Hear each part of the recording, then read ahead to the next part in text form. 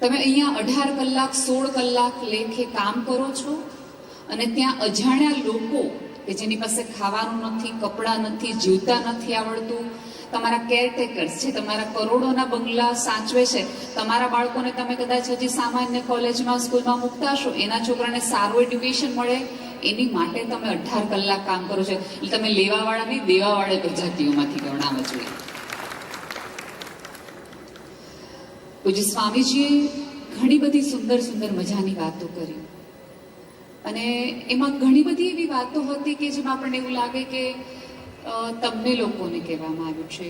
અને ક્યારેક સામાન્ય રીતે એવું થાય કે સારું બોલે તેમ થાય કે આ મારે માટે છે, અને કોઈ નેગેટિવ હોય તો કે બાજુવાળા માટે છે, આપણને કંઈ લાગુ નથી પડતું, એવું થાય. જીવન છે. શ્રદ્ધાની છેલ્લે જેમણે વાત કરી તો મને સાવ સાચું કહું તો હું આવી ત્યારથી તમે જે રીતે ઈશ્વરને માનો છો, મેં તો હમણાં કીધું હતું કે આવતા દિવસો કદાચ એવું હશે કે ભારતીય લોકો તમને લોકોને પૂછશે કે ગણેશ ચતુર્થીમાં પહેલા શું કરવાનું હોય, દુર્વાસા ત્યારે હોય કે ન કરવાનું હોય, કંકુ લાવવાના હોય, કારણ કે તમે જેટલું રિલિજિયસલી આ બધું ફોલો કરો છો એટલું કદાચ હવે ત્યાં ન સચવાય એવું પણ બને. બીજી એક માન્યતા એવી હોય કે અહીંની સ્ત્રીઓ હોય ને એને કામ કરવું ન ફાવે, કારણ કે જનરલી એક બહુ મોટી ગેરસમજણ આવી ગઈ છે કે ભણેલ ગણેલ હોય, બહુ હોય તો કામ ન કરે. તો અહીંની સ્ત્રીઓને તો દંડવત કરવા પડે, 18 કલાક 16 કલાક લે કે કામ કરે, ઘરે રસોઈ કરે, કપડાં ધોવે. અમે તો આમાંનું કાંઈ ન કરીએ, આ નોકરી કરીએ ને કપડાં ધોઈએ, બેમાંથી બે ભેગું ન કરીએ. એટલે એ બધી રીતે તમે એડવાન્સ છો. જો વાત શ્રદ્ધાની કરો તો શ્રદ્ધાની બાબતે હા અત્યારે સ્થિતિ આપણે બધા એવા ડામાડોળમાં છીએ કે આપણી શ્રદ્ધા ક્યાંક ક્યાંક ઓછી થઈ રહી છે. આપણે પ્રશ્ન પૂછતા રહ્યા છે. એક વખત અકબરે બિરબલને પૂછ્યું કે ભગવાન શું કરે તમારે, ભગવાન શું કરે? બિરબલ તો ચતુર હતો, એની બુદ્ધિ માટે, એની પ્રજ્ઞા માટે, એની વિઝડમ માટે પ્રખ્યાત હતો. એણે એવું કીધું કે આવા નાના પ્રશ્નનો જવાબ મારે ન આપવા પડે, કે મારી ઘરની બાજુમાં રહેતો નાનો એવો કુંભારના દીકરાને પૂછો ને કે ભગવાન શું કરે તે તમને આવીને કહે.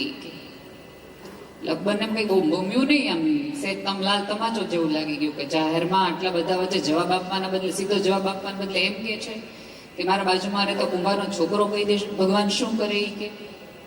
એક કાલ બોલાવી લાવજો. પાડોશી બિરબલનો હતો એટલે છોકરાને બોલાવ્યો બીજે દિવસે અને અકબરે પૂછ્યું કે ભગવાન શું કરે? એટલે છોકરાએ પૂછ્યું કે બે હાથ જોડીને કે એક નામદાર, તમે મને આ પ્રશ્ન પૂછી રહ્યા છો એ જિજ્ઞાસાવશ પૂછી રહ્યા છો કે મારી પરીક્ષા લેવા માટે પૂછી રહ્યા છો?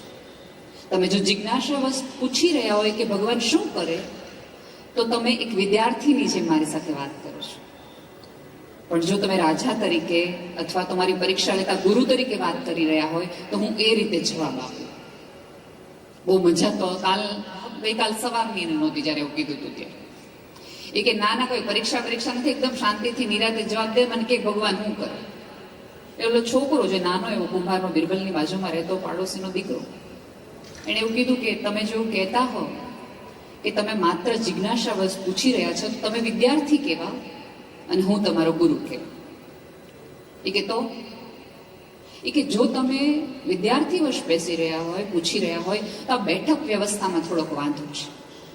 હંમેશા ગુરુ અમારે ત્યાં પરંપરા છે કે ઉપર બેસે અને વિદ્યાર્થી છે નીચે બેસે. જરાય મજા ન આવી, કારણ કે સવાલ ઉપર સવાલ આવી રહ્યા હતા.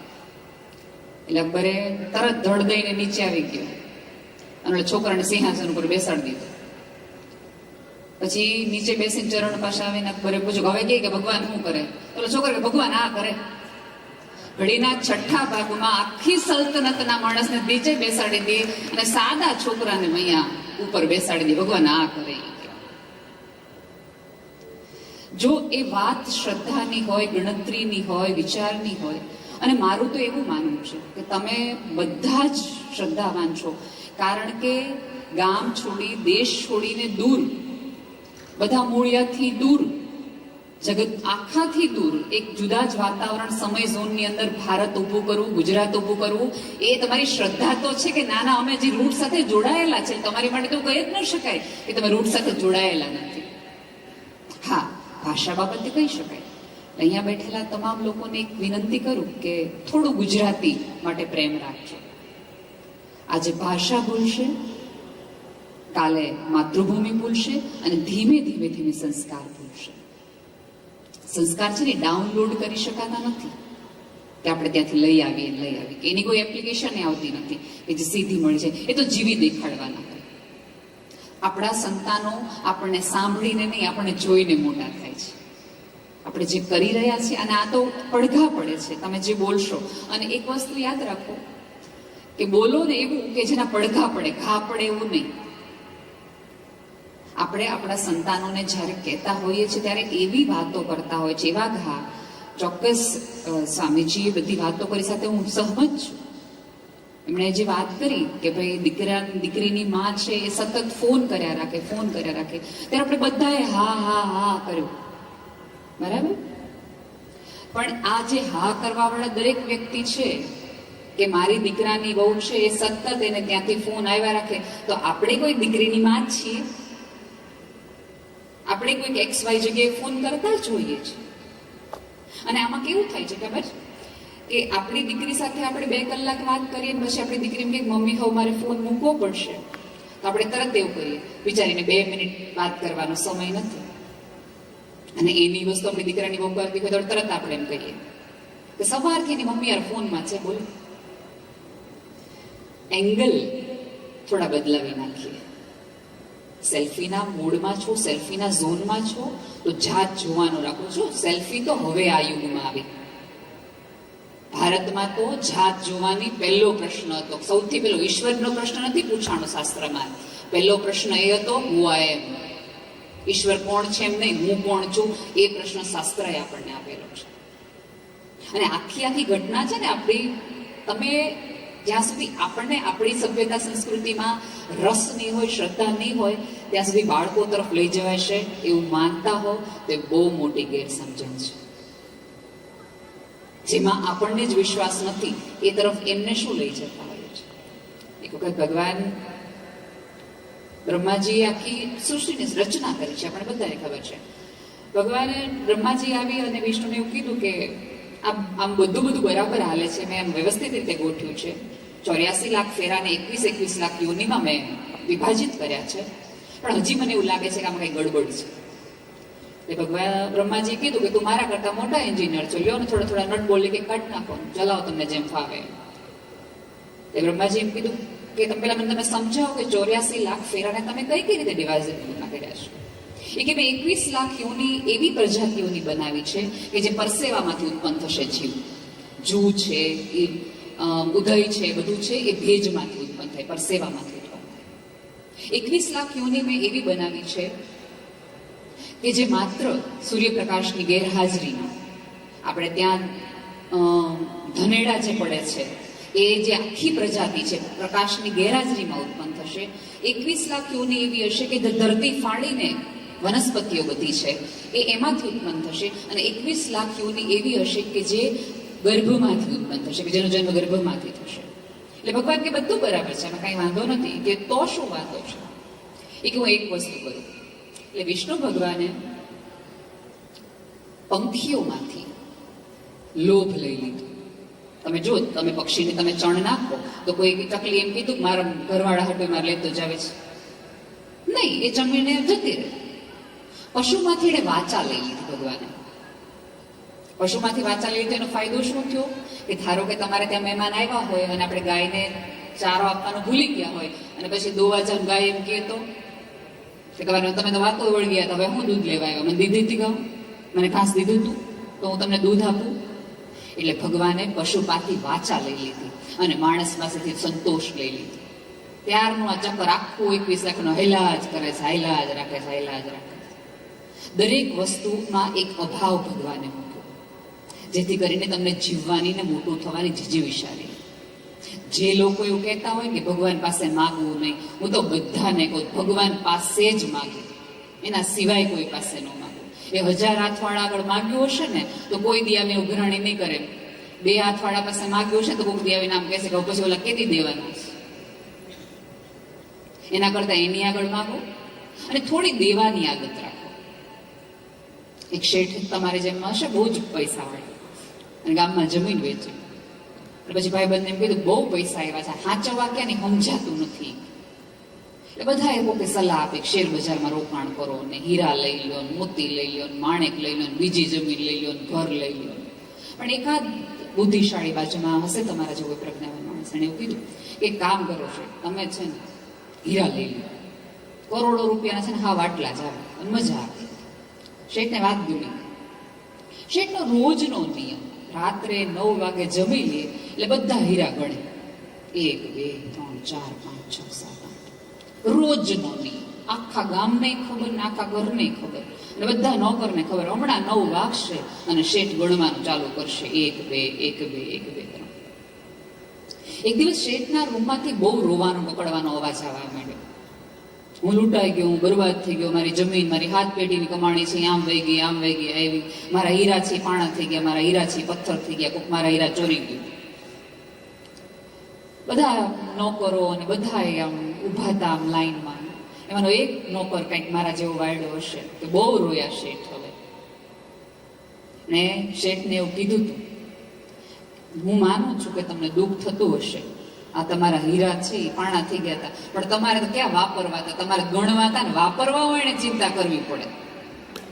ગણવા વાળા શું ચિંતા ગણવાની, તમે પથ્થર ગણો કે હીરા ગણો સરખું જ છે. જે વાતો અહીંયા સવારમાં થઈ કે આમણે આટલું દાન આપ્યું, આટલું અનુદાન આપ્યું, એ વાપરવા વાળામાંથી, તે ગણવા વાળામાંથી નહીં. આ આખી વ્યવસ્થા આખી સમાજની કુટુંબ વ્યવસ્થા છે. અહીંયા શું કામ તમને એકબીજાની સાથે રાખવામાં આવે છે? કારણ કે તમે તમારા ભાઈથી દૂર છો, માથી દૂર છો, બહેનથી દૂર છો, કે તમને તમારા સગાવાલા અહીંયા મળી રહે. તમારા મિત્રો તમને એવા મળે કે અડધી રાત્રે તમને જરૂર હોય તો કોઈક એવો હોંકારો મળે તમને કે તમારે કંઈક ઇન્ડિયા ફોન ન કરવું પડે, અહીં આજુબાજુમાંથી એકાદ વ્યક્તિ આવીને ઉભો રહે, શું જરૂર છે? નાના મોટાના તમામ ભેદભાવ ભૂલીને તમે એકબીજાની સાથે અને બાજુમાં ને પડખે રહી શકો. પણ આપણે એમાં તકલીફ એ છે, અને એમાં હિતેશભાઈ આજે જ પ્રેસિડેન્ટનું આખું વર્ષમાં અલગ અલગ કામ કરતા હોય છે. આમાં 3-4 પ્રકારના લોકો પૃથ્વી પર આપણને 2 પ્રકારના તો મળે. એક છે એ આખા સરસ વાતાવરણમાં ભળી જાય, અને કા એક એવા હોય કે જે બળી જાય, અરે આટલું સારું કામ આનાથી થઈ ગયું, બહુ કર્યું. અને બીજા એક એવા કામ લોકો હોય કે પહેલા જેવું હવે નથી, એમને ક્યાંય કોઈ જગ્યાએ મજા ન આવતી. હવે પહેલા જેવી ચા નથી, હવે પહેલા જેવું વાતાવરણ નથી, હવે પહેલા જેવા લોકો નથી. એઝ ઇફ મારા સમયમાં જ બધું સારું હતું.